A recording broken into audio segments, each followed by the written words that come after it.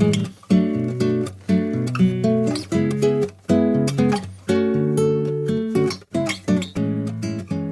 doy la bienvenida a un nuevo episodio de Vida Contigo, este espacio en el que conversamos temas relevantes que nos hagan sentir en bienestar. Y hoy vamos a estar hablando de duelo perinatal, desde la experiencia y desde la teoría con mi invitada que ya te voy a presentar.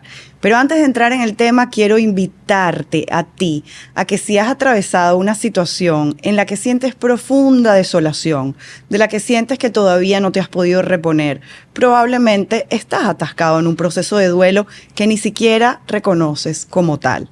Lo mejor que puedes hacer por ti, por la salud de los tuyos y de las personas que tienes cerca, es apoyarte en un espacio seguro de un profesional que vaya con esa lucecita alumbrándote el camino. Desde mi experiencia, quiero recomendarte a Opción Yo, esta plataforma que conozco desde que nació, que está conformada por cientos de terapeutas alrededor del mundo que hablan distintos idiomas, que tienen distintas formaciones, que tienen distintas especialidades y que están disponibles para acompañarte en tu proceso. Entra al link que te voy a dejar en la descripción de este episodio y empieza a dejarte ayudar. Porque no tenemos que poder solos con todo y ellos están allí para acompañarte a que te sientas mejor. Dicho esto y adelantado el tema que vamos a estar atendiendo hoy, quiero presentar a Karen González. Bienvenida, mi Karen querida. Siempre, vida, muchísimas gracias por invitarme y tenerme acá. A ti. Mira, tú sabes que una vez entrevistando a Tuti Furlan me dijo, lo que digas de mí va a estar bien porque yo soy todo eso o no soy, pero no importa. Wow. Así que ya yo dejo que las personas digan qué quieren decir, porque además de repente yo te puedo presentar, pero hoy tú no te sientes tan así como dice la presentación. Vaya. ¿Cómo te sientes hoy, Karen? Bueno, pues hoy me siento humanizada y me siento fresca y así será todo este conversatorio. Bien. ¿Y tu experticia? ¿Desde dónde acompañas a la gente que se te acerca? Bien, yo soy psicóloga clínica, tengo especialidad en terapia familiar sistémica y he ido inclinando mi práctica en el acompañamiento y el abordaje de duelo y así como también el manejo de dependencias afectivas, específicamente la codependencia, que la experiencia me ha hecho ver de manera muy maravillosa cómo son dos temas que convergen fantásticamente. Sí, porque seguramente te has dado cuenta que en esas relaciones codependientes hay un terrible temor y miedo al dolor y esa evitación de cualquier tipo de duelo. En el corazón de la codependencia hay un trauma nunca resuelto, no revelado, que a veces se carga como un secreto que se deposita como expectativas en relaciones. Y es fenomenal desde la mirada terapéutica, desde lo vivencial. Claro. Cómo son temas profundamente dolorosos, pero majestuosos para la transformación. Sí. Y son probablemente dolores que la persona no ha identificado. A veces son identificados y a veces por lealtad son silenciados porque el dolor tiene una cuota prohibida. A veces, sobre todo como la familia logra interpretarlo, que de hecho precisamente por eso me resulta tan interesante cómo convergen estos temas. A veces las familias han creado un código, un código de conducta, un código de honor, donde ciertas situaciones se deben silenciar, hayan o no hayan sido catastróficas. En el caso de nuestro tema, duelo perinatal, muchas veces las pérdidas se convierten en ese gran secreto que la persona carga y sufre en solitario. Las circunstancias de un embarazo pueden hacer que si ocurre una pérdida, la familia lo pueda vivir incluso como un alivio o una bendición. ¿Sí? Y eso vamos a ver en el transcurso del conversatorio, cómo dificulta la experiencia del duelo y naturalmente su resolución. Antes de que tú vivieras tu propia experiencia, Karen, ¿ya tú estabas tan interesada en los temas de duelo que tenían que ver con la maternidad? Mira, yo comparto mi testimonio con mucha humildad, pues entiendo desde mi fe que son tantos detalles que es imposible hablar de casualidades, sinceramente, así lo veo. Yo me intereso en el tema del duelo alrededor del 2017 por pura casualidad, por decirlo así. Causalidad, entenderíamos hoy, ¿no? Mira, una cosa que yo inicié en el acompañamiento en duelo porque donde trabajaba en aquel entonces simplemente me lo asignaban como parte de las novatadas. Como que no lo elegiste. No lo elegí, era básicamente, sí, pónselo a ella. Tú sabes que en el abordaje clínico del duelo se requiere de una formación y se requiere de mucho coraje y mucho tacto, ¿verdad? Entonces eso hace que muchas veces el acompañamiento sea un tanto cargado. Emocionalmente lo es. Y creo que por esa razón se combinaron mi inocencia y el deseo de aquel entonces de darle salida a un caso. Pero llamó mi atención y fui perfilándome y especializándome, y es en el 2020 en el que hago mi primer diplomado en duelo gestacional. Casualmente quedo embarazada. Y esta es la parte. ¿Cómo te supo eso, Karen? Estar haciendo tú un trabajo en duelo gestacional y estar tú gestando una vida. Yo estaba emocionada. Yo estaba emocionada porque por ambos embarazos, por el diplomado y por el porque propio. Cuando hablamos de duelo gestacional en la parte terapéutica, no nos vamos a cerrar solamente en el evento de la pérdida, sino en el acompañamiento y el entendimiento de todo el proceso, incluyendo el proceso de concepción y de reproducción, porque sabes que hay procesos de reproducción humana asistida y hay situaciones, ¿verdad? Entonces, este diplomado me permitió poder entender todo el recorrido, y para mí, estando embarazada, era emocionante ver paso a paso la parte clínica, psicológica. Yo estaba allí como que extasiada. Mi maestra, la licenciada Angie Esteves, quien impartió las clases y todo aquello, es la misma persona que me da la noticia de que mi hija falleció. Cuando yo la veo en aquel corredor en el hospital, una parte de mí simplemente cerró los ojos y esperaba que ella esté aquí para darme la bendición. No quería imaginarme que iba a ser ella precisamente la encargada de darme la noticia. ¿Tu embarazo transcurrió con normalidad? No, fue un embarazo muy difícil, fue un embarazo en el pleno corazón de pandemia, en un contexto de mucha incertidumbre económica, de mucha inestabilidad. Fue un embarazo difícil, tanto en lo emocional como en lo físico, pues a partir del segundo trimestre empezaron los achaques, ¿verdad? Yo soy sobreviviente de una condición muy grave llamada síndrome de HELP, que es una complicación de la preeclampsia, y es una condición que produce fallo multisistémico. Básicamente tu cuerpo empieza a colapsar, ¿no? Y yo, pues fue una escena muy dramática de la que tengo recuerdos muy difusos. Pues una vez doy a luz a mi hija que nació con vida, la pude escuchar, su llanto, la pude ver, yo quedé inconsciente. Y pues de ahí solamente sé pues lo que me relatan. Y es cuando despierto que me dicen que... ¿Cuánto tiempo después? No lo sé.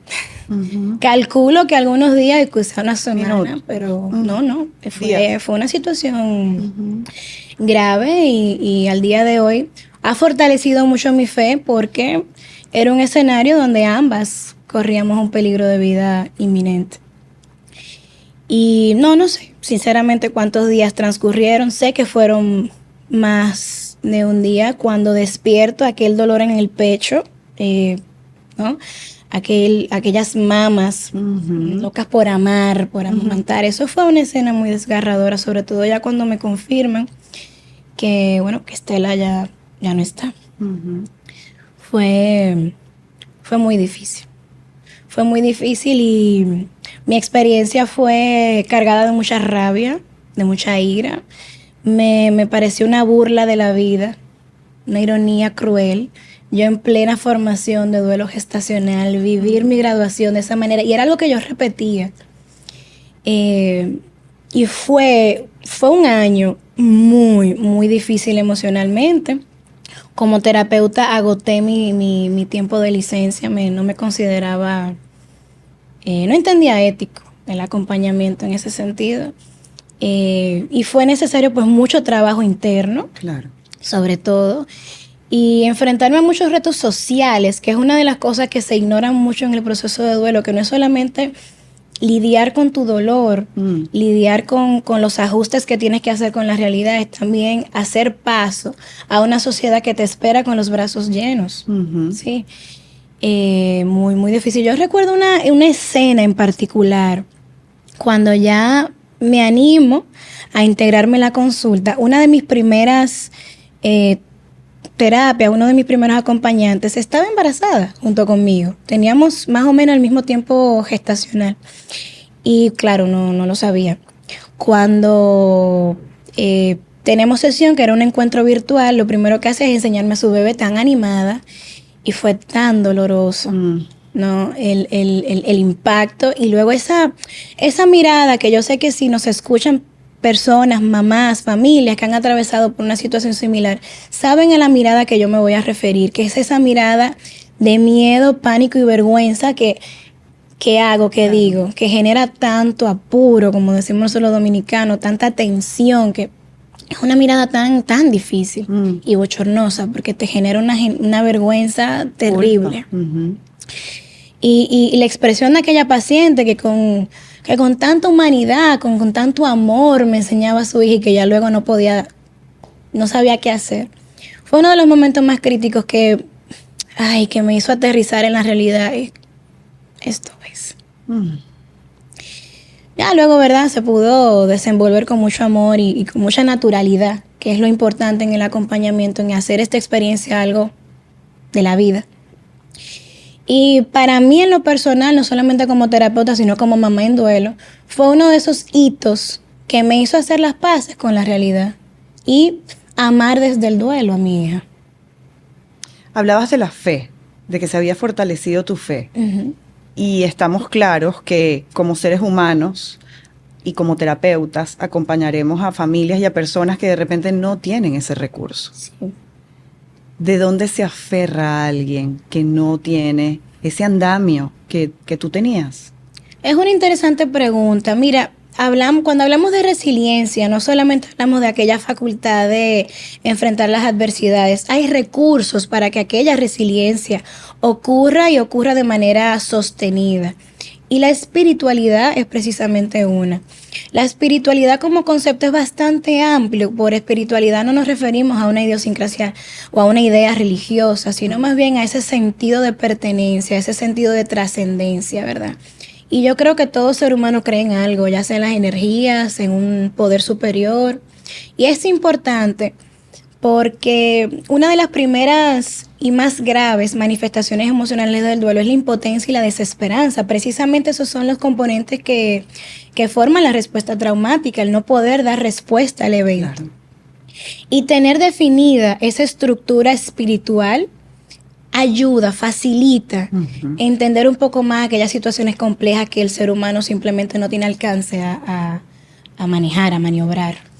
Entonces sí que de alguna manera el acompañamiento terapéutico no es que va a sugerir ni a introducir un concepto que no existe, sino que busca la manera de poderlo organizar, de forma que la persona y ese contexto familiar puedan procesarlo, porque una idea que no puede ser, se me olvidó la palabra, deglutida, una idea que no puede ser digerida, procesada, pues no puede ser vivida. Claro. Y queda en ese inconsciente ahí dando vueltas sin finalizar, por decirlo así. Desde tu experiencia, que obviamente está luego atravesada por la teoría y tu práctica, ¿qué es lo que más ayuda en ese momento? El apoyo, el amor sana, el tú sentirte parte de una comunidad que le importa, que te cuida, que te mima, que te defiende, que te protege, eso sana. Precisamente por el tema del duelo gestacional, es que yo en lo personal me siento con una tarea de visibilizar las problemáticas que implican esta situación traumática que se vive en soledad, que se vive en silencio, ya sea porque hay muchos sentimientos de culpa, de vergüenza, me siento defectuosa, me siento que he fallado, siento que soy poca o mala madre, que es una idea tan atroz. Y hacen que estos procesos se minimicen y se invisibilicen, siendo esta una de las principales trabas para no poderle darle solución. Y déjame decirte, o sea, las consecuencias de un duelo gestacional, de un duelo perinatal, no se ven en vivo, se ven en la maternidad cuando esta puede ser ejercida. Entonces, esto hace que estos acontecimientos necesiten ser acompañados, necesiten ser hablados, para entonces esta maternidad no verse eclipsada por un dolor como este. ¿qué pasaría de no atenderse de manera adecuada en esa madre que tiene que ejercer su maternidad? Va a marcar una huella en las expectativas, en los miedos, en la protección, en los límites. Mamá, pues, va a ir gestando un amor que va a estar contaminado por el miedo. Y esto sabemos que lamentablemente aniquila el desarrollo del hijo, lo va a limitar, ¿sí? Por una intención que es muy noble, que es el amor, que es el deseo, que es la necesidad de cuidar, pero que está fuera de proporción porque lo que inyecta esa angustia no es el amor sano, es el miedo no procesado, es el trauma. Claro. Entonces, insisto, las manifestaciones más importantes, ¿verdad? Las consecuencias más importantes, no necesariamente se ven en la madre como tal, sino en la maternidad que ejerce. Claro. No solamente en la mujer. Y no solamente en la mujer, excelente, en las abuelas, en los papás, en los hermanos, porque el duelo gestacional o perinatal no es un evento exclusivo para la madre, es un evento familiar. Así es. ¿Cierto? Arropamos a la madre porque naturalmente al ser aquella que acogía a la criatura, pues tiene un vínculo particular, pero no por ello hace menos importante la respuesta emocional de aquel papá, de aquella abuela, de aquel hermanito, ya que se le cuenta que va a venir un nuevo miembro. Los bebés, los niños se emocionan muchísimo y lo esperan, y es tremendo tema tener que comentarle a un bebé, a un niño, que ya el hermanito no va a llegar. ¿Cómo acompañamos a ese hombre padre que además tiene tan pocos recursos en una paternidad, pero además acompañarlo en este duelo? Sí. Cuando se espera de él que él sea el proveedor de cuidados para la mamá que acaba de perder el embarazo. Es muy difícil. Los hombres suelen ser los grandes ignorados en duelo en general, y en particular un padre en duelo suele ser muy minimizado, y la única instrucción que se le da es que tiene que ser fuerte para sostener a su compañera.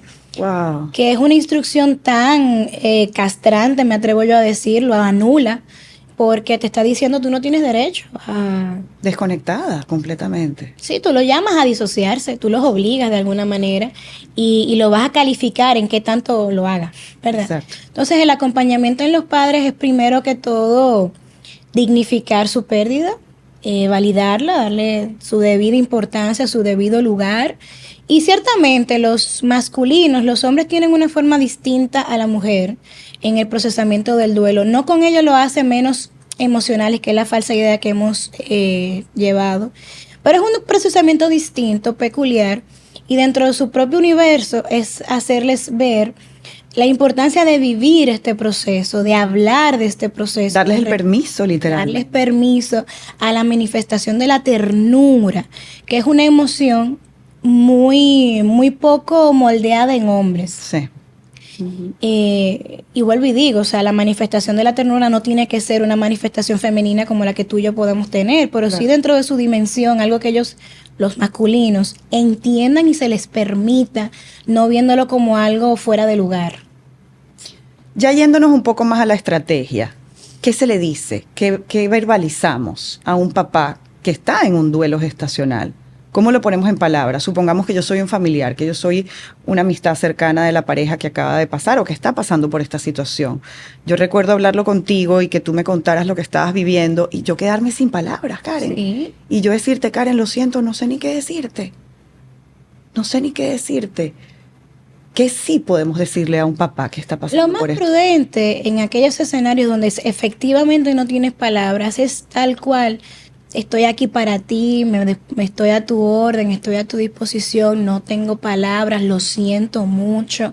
Hay frases que son muy cliché, que no se aconsejan. Aquella frase de que ahora hay un angelito en el cielo, tienes que ser fuerte porque es la voluntad de Dios. Entendemos que la intención es dar aliento, pero lamentablemente el efecto es todo lo contrario. Claro. Es minimizar, es reprimir. Y una persona en una situación como esa no necesita tal instrucción. Lo más empático, lo más humano es simplemente acompañarlo. ¿Por qué nos enmudecemos? Porque no tenemos cómo eliminar ese dolor. Claro. ¿Sí? Y al no saber qué hacer, esa impotencia, pues muchas personas lo que eligen es simplemente irse, dándoles aquel espacio que no es más que abandonándolos en ese vínculo. Y eso hace mucho daño. es mejor acompañar desde el silencio en una presencia silenciosa pero cercana. Disponible. Estoy aquí y estarlo de verdad. Sí. Estoy aquí y me acerco y quizá te llevo algo de comer o quizá te pregunto si estás disponible para alguna visita. Y eso también es una forma de hacer acto de presencia y es muy significativo. Estamos entonces acompañando a una pareja ya desde el punto de vista profesional o a una mamá que está atravesando esta situación de duelo. ¿Pudiéramos hablar de las controversiales o discutidas fases del duelo general que se aplican al duelo gestacional? Mira, yo creo que la teoría de las 5 fases del duelo que propone la doctora Elizabeth Kubler-Ross es una teoría impresionante, pero es una teoría que describe un proceso, no que lo va a pronosticar. Claro.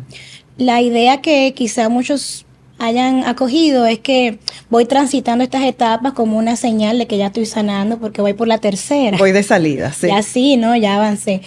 Y es una idea muy tierna, la verdad, pero no es así. Se queda corta realmente. Se queda muy corta. El proceso de duelo, el fenómeno del duelo, es un fenómeno vivencial progresivo. El duelo no se hace más fácil porque pase más tiempo. Tú vas adquiriendo más herramientas. El duelo, todo lo contrario, se hace más real conforme pasa el tiempo, que suele ser para las madres que acompañamos, las madres en duelo, una idea que las sacude, porque llevan muy presente su edad gestacional y a pesar de que el embarazo quizá no haya continuado, van llevando el conteo. Ya tendría tantos meses, nacería para tal fecha, tendría la barriguita así, estaría viviendo tal cosa. Y aunque les sorprenda, eso es normal. Porque la interrupción del embarazo en el momento que haya sido ocurre solamente a nivel físico. A nivel emocional tú sigues siendo mamá. Sí. Y esa conexión prevalece. Yo creo que de las bellezas. Y mira que me sonrío porque lo digo con mucha ternura. Es de las bellezas que tiene el amor que no tiene límite y trasciende incluso lo físico. Y hacerle saber a las mamás que eso está bien. Hablar de tu embarazo, hablar de ese bebé por el tiempo que haya sido. Es tu derecho porque tú no dejas de ser mamá. Y eso es algo hermoso. Y lo mismo a los papás. Se les anima también a tener esa visión de la vida. Y el tiempo no pasa igual cuando has tenido una pérdida. Ya los minutos no son minutos, ya los días no son días. ¿Sabes? Y hablo sobre todo de aquel momento inicial del duelo, ¿verdad? Donde estás en aquel estrés importante. Y digo estrés en el sentido médico, ¿no? En aquella presión psicológica Claro. en hacer las paces con la realidad. Y el tiempo no pasa igual porque tu cuerpo está procesando una pérdida, tu cerebro está intentando procesar una pérdida, está intentando responder a lo que le pide el entorno. Y eso hace que el tiempo pase muy lento. Sí, transcurra muy lento. Pero a la par, quiere decir que tú estás sobreviviendo. Que tú estás evolucionando, que tú estás desarrollando estrategias de supervivencia que son bastante agudas, ¿no? Y insisto que esos son parte de los privilegios de un acompañamiento terapéutico, validarle y hacerle ver eso a los dolientes. Ahora que has dicho que esto de las fases se queda corto, intuyo que obviamente no habrá entonces una medida cronológica en la que podamos nosotros enmarcar el proceso. Sí habría recomendaciones de qué hacer, por ejemplo, desbarato el cuarto, regalo la ropa, la dono, la guardo, dejo el cuarto intacto. Vi una película en Netflix que no sé si la viste que se llama Pieces of a Woman, Claro. donde ella es un poco invadida, ¿no? En su propio proceso de duelo y hay otras personas que toman decisiones y desbaratan en la habitación, etcétera. ¿Qué es recomendable? Ay, mira, es una pregunta que a mí me embarga de mucha ternura porque llegan los padres, que de hecho, déjame decirte, terapéuticamente cuando llegan acompañados de la parejita es algo que a mí me causa tanta emoción, me entusiasma. Claro. Ya de entrada tú dices, aquí hay pronóstico. Cuando llegan en ese estado de angustia, ¿qué hago? Porque naturalmente no se quieren despojar de aquellos elementos, pero tienen la presión, que si la familia, que si tal, porque necesitan verlos bien. La instrucción siempre será la misma cuando estén listos y para los que estén listos. No existe una medida y se ha intentado se han agotado muchos esfuerzos los intelectuales del duelo en poder descifrar aquel intervalo de tiempo donde se espera una respuesta adaptativa y tal. Al día de hoy ahí se ha designado un nuevo término, el síndrome del duelo prolongado, para intentar, porque es que esto es un asunto que, bueno, el duelo es un asunto subjetivo, claro, ¿verdad? Y tú no puedes ir allí con una cinta métrica a cuantificar el dolor de nadie. Sí se espera que haya un lazo donde se esperan ver ciertas fases adaptativas de reintegración, de funcionalidad. Esperamos que la persona tenga la capacidad del autocuidado, ¿verdad? Y son de los elementos que terapéuticamente vamos explorando a ver cuáles son, ¿verdad?, las condiciones. Pero ya con aquello de los arreglos en el cuarto, de la situación, es cuando los padres estén listos. No tiene ninguna validez si no la venden, si no la donan, si no esto, sino aquello. Es algo que tiene que significar algo y que de hecho, de cara al trabajo del duelo, tiene que representar algo para los padres, lo que vayan a hacer esa transformación de lo material. Sí. Hablamos mucho en duelo de los significantes, de los símbolos, porque ya en una parte más técnica, lo que pasa con el duelo es cómo nosotros convertimos aquella experiencia en algo que yo viví, ¿no? Y para ello ya semánticamente hablando, yo necesito traducirlo en ideas, ¿no?, que representen en su justa proporción, dimensión, lo que esto ha significado para mí. Me explico.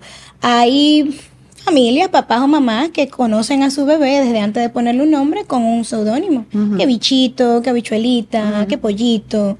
Y esto ya es un símbolo que representa esa ternura, ese vínculo, y que es muy significativo en el trabajo del duelo. Con la habitación, pues eligen, qué sé yo, un elemento, que si ositos, que si avioncitos, que si princesitas. Pues esto también son símbolos importantes. Hay padres que eligen una pieza para conservarla porque quizá la hizo la abuela, porque quizá la mandaron a personalizar.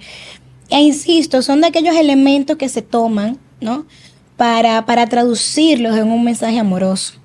Ya aquello económico, material o lo que sea, simplemente es una gestión que hacen los padres a razón de su economía, por decirlo así, lo que ellos consideren.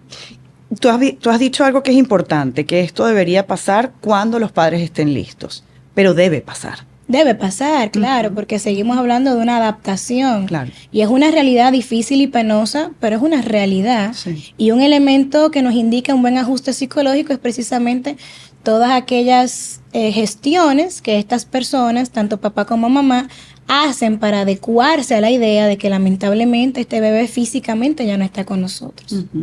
Ahora, cuando hablamos de recoger el cuarto, por ejemplo, de ir reorganizando las evidencias materiales de que venía un bebé o de que estuvo un bebé que ya no está, los padres pueden temer que al desaparecer de la vista estos objetos, desaparezca un poco la importancia que tuvo este bebé. ¿Cómo hacemos las paces con ese espacio que físicamente está vacío, pero que está lleno de un recuerdo y una ilusión? No es fácil y nunca será fácil. No hay atajos, no hay palabras mágicas, no hay fórmulas mágicas. Esto es un proceso madurativo en que la idea de lo que ha ocurrido necesita gestarse, necesita madurarse, necesita asimilarse, y esto va a pasar en conformidad con el tiempo que va pasando, como también los esfuerzos que se van haciendo para hacer las paces con la realidad. Aquí entonces introducimos lo que hablábamos un poco al principio, aquellos recursos que faciliten la resiliencia, ese grupo de apoyo, ese sentido de pertenencia, ese sentido de fe o de espiritualidad que te acompañe, tu creatividad, tus dotes artísticos o no, tu capacidad incluso narrativa, ¿verdad? El discurso, todo eso va a acompañarte porque son los recursos que tienes para la vida. Y el duelo es un evento de la vida, ¿sí? Y no podemos hablar de tiempo. Claro. El primer año de la pérdida de vida es el más difícil porque es el año de las primeras veces. Sí. Es el año de estaría haciendo esto, estaríamos haciendo esto. Como ocurre en todos los duelos. Como ocurre en todos los duelos. La primera Navidad. La primera Navidad, el primer Día de las Madres, la fecha tentativa de parto es un evento peculiar para las madres, ¿no? Y para las familias en duelo perinatal. Entonces es un año difícil, pero es un año que te va preparando precisamente a los retos, porque es que tú no puedes anticipar un reto que nunca has vivido. Por supuesto. Entonces, ese primer año y los esfuerzos que tú hagas son lo que finalmente hacen que esta experiencia sea algo manejable, con lo que puedas convivir. Antes de quisiera hacer el comentario de que nunca esperes que este evento tenga una ganancia secundaria. A veces hay un afán en los padres o en las familias en ver el famoso mensaje, la famosa lección. A veces simplemente no hay. A veces la vida simplemente es injusta y me vas a excusar. A veces la vida es una mierda y ya. ¿Sí? Aquel afán de buscar un premio de consolación y que a veces implica el acelerar una nueva gestación para intentar tapar un vacío anterior, son precisamente las cosas que hacen que el duelo no pueda llegar a su fase final de resolución y que por consiguiente hablemos de un arrastre psicológico que va a tener consecuencias en la pareja, en la familia y en la persona. Has mencionado dos cosas que quiero rescatar y voy a empezar por la última que dijiste, y es la pareja. ¿Cómo puede simbrar, cómo este movimiento telúrico arrasa, atraviesa? Una de cada 4 parejas que pasa por un duelo gestacional o perinatal termina en separación. Esto es un evento crítico. Es un evento que va a transformar para bien o para mal ese conjunto de pareja, porque inician las cuestionantes, las dudas, las culpas, las acusaciones, las alianzas. Esto es un evento, mira, la llegada de un hijo en general es un evento que saca a relucir de qué está hecho el material de la pareja y de la familia. Es un evento que se puede vivir con mucha algarabía como se puede vivir con mucha angustia. Y si lo que compone la pareja, en este caso de lo que estamos hablando, no está bien sedimentado, pues lamentablemente esto va a ser algo que lo va a sacudir con tal fuerza que se va a quebrar. Claro. ¿Sí? El otro elemento que quería rescatar, una nueva gestación. ¿Cómo sabemos luego de esta experiencia que no lo estamos provocando por tapar un vacío, sino que ya estamos realmente más fuertes? Tú lo sabes, tú lo sientes. Tú lo sientes. O sea que no hay una recomendación ni médica ni terapéutica. ¿De un nuevo embarazo? No. Va a depender mucho sobre todo de las condiciones ginecológicas, de salud física, naturalmente, pero a nivel emocional necesita la madre atravesar ese periodo, por lo que mismo que estábamos comentando de que la interrupción en el momento que haya sido ocurre a nivel fisiológico, pero esa gestación emocional, ese anidaje que ocurre psíquicamente en la madre, continúa su proceso imaginativo. Entonces, tú no puedes alterar, distorsionar dicha evolución bajo la angustia de una nueva gestación para tapar lo obvio, que es el dolor que hay. Claro. No es lo ideal, no es lo correcto. No deberíamos prohibirlo tampoco, porque también hay situaciones donde no es la madre que provoca un embarazo, sino que vaya, ¿verdad? Son cosas que suceden y ya, y no pasó. Que también es eso otra. Es que esto es un escenario complejo. Mira, voy a citar un caso visto terapéuticamente. Era una pareja muy jovencita. Ella había tenido una pérdida gestacional a las 28 semanas, unas circunstancias también bastante difíciles. Sufrió violencia obstétrica, que también es otro escenario bastante feo, como las mujeres son ridiculizadas, es una cosa fea. Y bueno, lamentablemente la criatura no sobrevivió y fallece, ¿no? En el momento del parto. Es una parejita joven, recién casada y tal, fue un duelo que se trabajó, hubo una evolución, pero a los 6 meses queda nuevamente embarazada y la culpa y la vergüenza, ya no me lo quería decir y yo era su terapeuta, no, es que vas a pensar que soy una irresponsable luego de yo haber vivido esto y no sé qué. Son cosas que pasan, claro. La vida pasa, la vida no lleva un guión, la vida ocurre. Precisamente cuando suceden estas circunstancias, estos eventos, es cuando te das cuenta de la ingobernabilidad de la vida. Y la idea de que tú tienes todo bajo control porque tú lo tienes planificado es ingenuo. Claro. Es tierno. Entonces son cosas que pasan, pero ciertamente lo ideal es que haya un momento de reorganización emocional, psíquica, para darle inicio a un nuevo bebé, que es un nuevo bebé, no es la continuación del anterior ni es el sustituto. Es otro miembro que merece su propia identidad y esta identidad inicia desde una concepción pura, que no viene bajo la sombra de un evento anterior. Estás diciendo esto y estoy pensando en los casos en que le ponen el nombre que Del tenía hermanito. el bebé fallecido. Van Gogh es un caso. Ujú. Van Gogh se recicló el nombre del hermano que había fallecido y ya sabemos el escenario psicológico del pobre Van Gogh. Bueno, no vamos a decir que va a suceder, claro. pero ponemos un ejemplo muy ilustrativo de, por favor, no. Sabemos que hay nombres muy bonitos, muy simbólicos, pero ese nombre ya está designado, ya está en uso. Insisto, la maternidad en duelo no es una maternidad interrumpida, es una maternidad distinta, donde se diseñan nuevas formas de amar, hermosísimas. Y sigue siendo una conexión espiritual que trasciende con ese hijo que físicamente no está. Habías dicho eso cuando estabas hablando de tu testimonio y decías que habías entonces transformado la experiencia y habías logrado aprender a amar a Estela desde el duelo. Y digo su nombre y recomiendo a todos y todas, di el nombre de tu bebé, reconócelo, existió. Si quizá partió antes de poder designarle un nombre para él, con el elemento que tú lo recuerdes, úsalo, porque merece ser recordado, merece ser visibilizado y reconocido. Tiene su lugar en el árbol familiar, lo tiene, por el tiempo que haya sido. Para mí hablar de Estela me estremece todavía. Nunca es fácil. Nunca es fácil. Y la pregunta de cuántos hijos tienes nunca va a ser una pregunta fácil de contestar. Pero para mí hablar de Estela es hablar de amor. Y lo vivo como tal.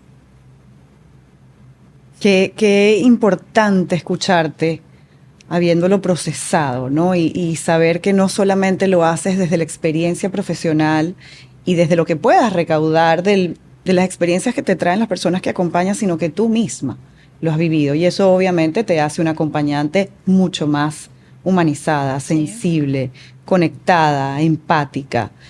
Cuando estamos hablando de duelo, Karen, y ya hablando del duelo en líneas generales, que también se parece muchas veces al duelo gestacional, ¿qué rol designamos nosotros como los principales dolientes a la familia que nos acompaña? ¿Pero en qué sentido, Vida? Habías dicho al principio que hay mucha expectativa de la familia. Socialmente las mujeres también tenemos esta expectativa de que cuando eres madre es que eres verdaderamente una mujer completa. La familia a lo mejor esperaba, supongamos que en el escenario feliz, con ansias, este bebé. La familia quiere participar, quiere verte bien. ¿Hasta dónde le decimos a la familia, déjame vivir mi dolor o ayúdame a salir del dolor? ¿Hasta dónde le damos esta participación? Excelente pregunta, porque es que no es fácil y es que el termómetro lo tienes tú por dentro. No hay una pauta que te diga, mira, cuando te mencionen tal cosa. No. El termómetro de hasta dónde tú te sientes cómodo y respetado, solo lo tienes tú. Aquí necesitas tener y ejercer tu autonomía adulta, tu independencia, no en el sentido de limitar la relación ni de repente convertirla en un ring de boxeo, no, pero estos son los escenarios donde precisamente tus herramientas emocionales se ponen a juego. ¿Qué sucede? Algo que pasa mucho en terapia, lo vemos mucho, y es cómo queremos intelectualizar el duelo. Tanto el doliente como el acompañante viene aquí con un folleto haciendo un checklist de que sí, esto es. Y esto es una postura muy poco empática, muy robótica, de algo que es extremadamente humano y vivencial. Entonces, si la persona no tiene o no se permite disponer de sus recursos emocionales para hacer frente a un desafío que es estrictamente emocional, pues se va a quedar muy corto en la experiencia. Y de hecho son una de las principales dificultades que me llegan a consulta, porque ya vienen con un diagnóstico de Google, ya vienen con un conocimiento sacado de cualquier TikTok, parte, sí. Exacto. Y llegan intentando incrustar una idea que no encaja con su realidad. Claro. Y llegan con mucha frustración. Y si no es el doliente, es entonces el familiar, que aquella madre y tal y tal.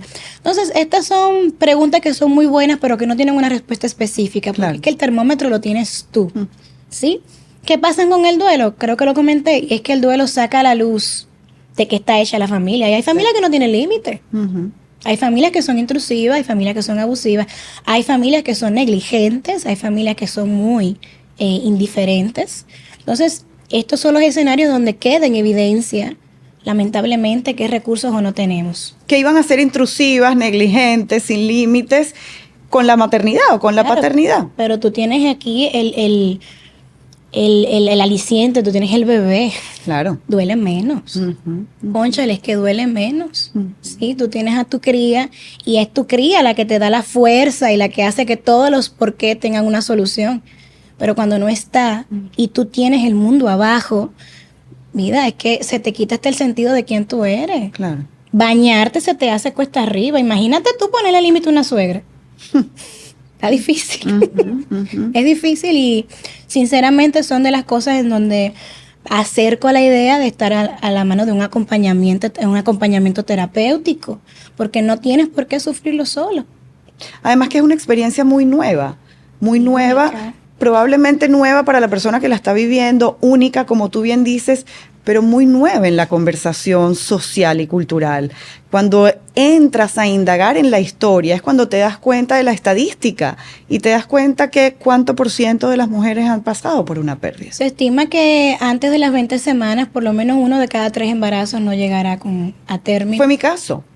Yo perdí un embarazo de muy poquitas semanas y ese duelo fue completamente distinto. Claro. Porque obviamente no había dado tiempo, pero es que ni de contar la noticia. Entonces, sí, es una conversación que, como tú bien decías al principio, necesitamos traer a la mesa. Sí. Para acompañar a las mujeres que lo están pasando, porque también lo están viviendo, lo están doliendo y están necesitando ser acompañadas. Sí, no, y justo cuando tú pasas este umbral y ya sabes lo que es una pérdida, pasan 2 cosas, y es que el dolor te hace menos ingenuo. Y tú conoces que la historia, el recorrido de la maternidad no es tan sencillo como solamente quedar embarazada, ¿no? No, esa es la parte más fácil, muchas veces. Muchas veces, pero no siempre. Ajá. Es lo más fácil. Es lo más divertido. Exacto. Y no siempre tampoco. Sí, también, no siempre. No es tan sencilla la maternidad. ¡Wow! Es un universo que empieza desde la mera idea del deseo de un hijo. Sí. Desde ese momento podemos hablar que se está construyendo una maternidad o maternaje en la mamá específicamente. Y una vez tú pasas el umbral de haber sido una de las que ha tenido la desdicha de una pérdida, te das cuenta que hay todo un universo de personas que al igual que tú han sufrido en silencio, que han sido quizá marginados, que han sido quizá ignorados, reprimidos. Y te das cuenta, y esto da un nuevo sentido, como ya dije, de proactividad ante la vida, cónchale, de coraje, de empoderarte, en el mejor de los casos, y te hace simplemente más proactivo, más responsable ante la vida. Y esto es uno de los beneficios del dolor. No ocurre si no es a través de ese umbral. Que es uno de los regalos del dolor, definitivamente. Me gusta llamarle la belleza colateral del dolor. Así es. Habías hablado, y insisto, porque creo en eso, en el acompañamiento preventivo, crítico, como lo quieran ver.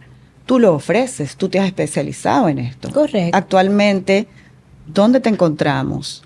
Esto sale por espacios digitales, así que probablemente nos estén escuchando personas que no tengan la posibilidad de venir a Santo Domingo a tocarle la puerta a Karen González. ¿Atiendes estos procesos de manera virtual? ¿Qué recomiendas? Sí, yo hago estos acompañamientos, estoy absolutamente a toda la disposición de tu comunidad. Hacemos acompañamientos tanto virtuales como presenciales y me pueden conseguir por mis redes que dejaremos por allí colocadas. Claro, en la descripción del episodio las consiguen. Karen, gracias por acompañarnos, por darnos luz, por abrir tu corazón desde la propia experiencia. Estoy segura que las mujeres y las familias que nos escuchan se sienten menos solas luego de escucharte. Gracias. A ti, vida. Gracias a ustedes por escuchar, ver este episodio y nos volvemos a encontrar en una nueva conversación sensible y constructiva.